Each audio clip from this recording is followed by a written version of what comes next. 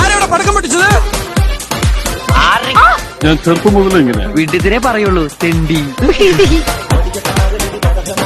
ആരാ വന്നെങ്ങനെ നോക്കണേ? എത്ര കാലാണ് നിന്നെ കണ്ടിട്ട്? നേരെ തിരിയിട്ട് കത്തിക്കാരില്ല. അവന്റെ ഇവനാരാണെന്ന് നിനക്കറിയില്ല. നിനക്കും അറിയില്ല. ഞാൻ ഒരു വലിയ സംഭവമാണ്. Hey, come on, man.